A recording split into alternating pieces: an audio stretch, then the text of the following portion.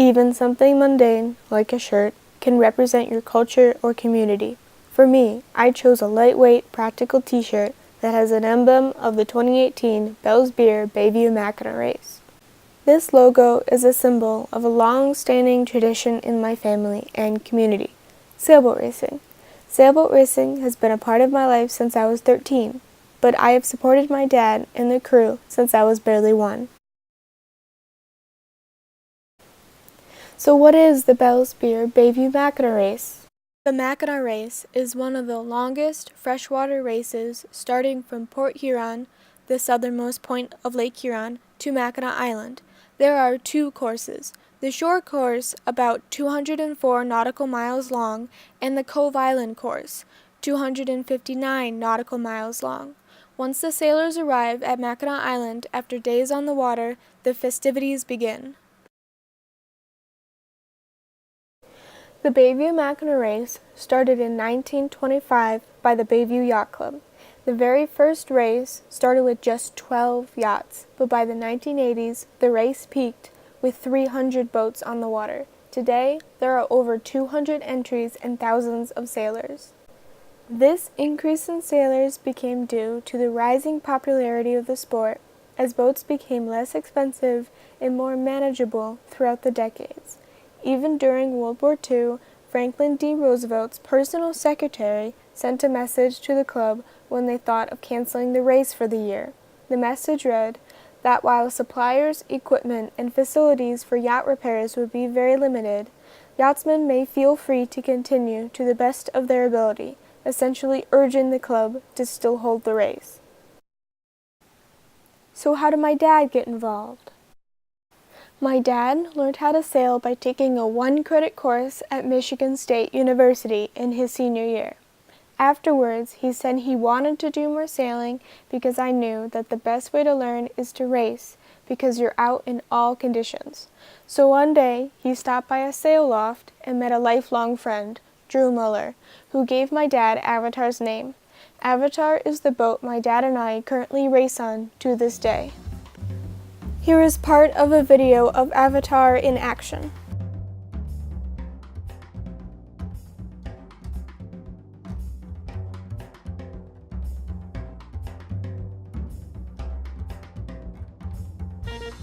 Avatar is a 36-foot Santana built in 1980 in Santa Ana, California.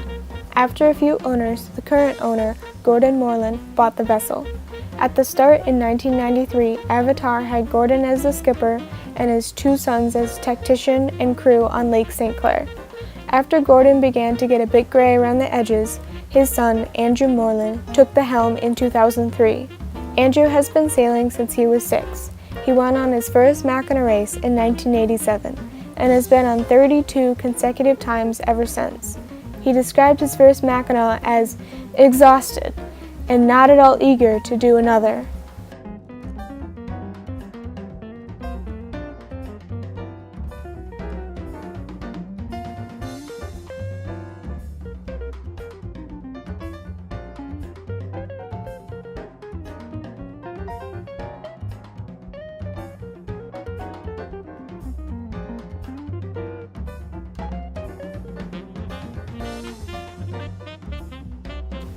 So, after a year and a half of racing on Avatar, my dad went on the shore course for his first Mackinac race in 1996. At the end, he said that he was very happy to be in the island. The most prominent memory he had was when Bacardi, a previous sponsor of the race, just launched a new line of rums that year. It was a hell of a party.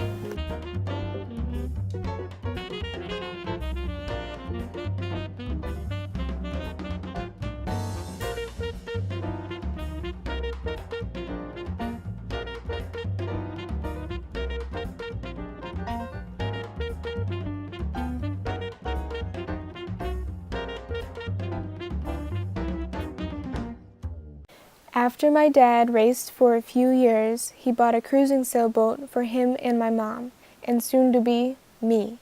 Since I grew up sailing, it became a tradition for me to support my dad's endeavors on the Mackinac race. My mom and I would see the crew and my dad leave Port Huron every year before driving to the island to meet them in a few days. My object, the 2018 shirt, is one of the many Mackinac shirts I've collected throughout the years. Each year has a new logo on the back, indicating a forever evolving community that will hopefully continue to expand. All of these shirts represent a huge part of my life that has impacted my family and social life, especially now that I am racing. I feel more connected to the crew and proud that I am part of their racing community. Although the Mackinac race isn't as intensive as the Clipper Round the World race, it is still respected and provides a good challenge. One similarity between the entire sailing culture is competition. Racing is a very competitive culture, and motivation is driven by a desire to do well. According to my dad, instead of slandering the competition, skippers will help each other to become better competitors, so the playing field is fair. It's no fun to race alongside someone who never has a fighting chance. The sailing culture is also very challenging at a physical and intellectual level. For Andrew, sailboat racing is a lot like chess. You must plan several moves ahead to be good. It challenges your brain and physical strength on an individual level, but also requires the ability to work well with others. Sailing is all about communication, working well with each other, and offering help when needed. With Andrew, he learned leadership skills and how to properly motivate people to work together. Organization is key, and sailing is also a constant lesson in humiliation and sportsmanship. However, the sailing culture does exclude a number of people because economically, sailboat racing is very expensive. Even if a person isn't the owner of a boat, the clothes required to be warm and comfortable are very pricey. A standard set of good Fowley gear can cost over $1,500. In this way, this culture excludes those unable to afford clothes that are necessary for harsh conditions. Socially, the sailing culture is sadly primarily comprised of white people. This can unfortunately be inferred that sailing is an elitist sport. In Andrew's words, it's no secret that sailboat racing is not an easy activity if you don't already know someone, and minorities have always been severely unrepresented.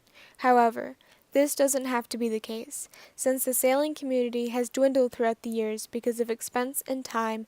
Anyone is welcome because the skippers need crew to be able to race. Around 50 years ago, you would rarely see a woman aboard, but the involvement of women has steadily increased over the years, and I'm proud of the fact that Avatar has not only included women on our crew from the start, but some have unquestionably become among the best sailors on board. The crew is also a major influence to the kind of culture aboard a boat. Both my dad and I agree that hating the people on the boat is a major turnoff, because you never go out. But one of the hardest things for a skipper is to choose a compatible crew. In this case, Avatar became a multi-generational boat, with the crew passing down to friends and family. One constant is we've always been a homegrown program. We never drafted hotshot sailors from other boats. We involved friends from Grosse Pointe Sail Club and developed a lot of crew just by bringing new people out to sail. Even my presence is multi-generational because I followed my dad's footsteps aboard. All in all, sailing is more than drunken sailors on a boat. Sailing, channeled through my object, represents a community full of fun, adventure, teamwork, perseverance, group solidarity, and sportsmanship.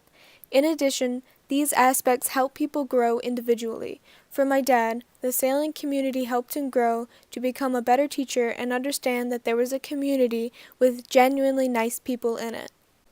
In the end, whenever I wear any of my racing shirts, I feel proud that I am part of the crew, and it tells others that I have the dedication and perseverance to sail in undesirable conditions and still finish with a smile. And in the words of the captain, there is no better cure for a blue soul than sailing. And as has been oft repeated, a bad day sailing is better than a day doing just about anything else. My dad has been doing the Mackinac race for over 20 years, and I wish to follow in his footsteps and start racing the Mackinac this upcoming summer.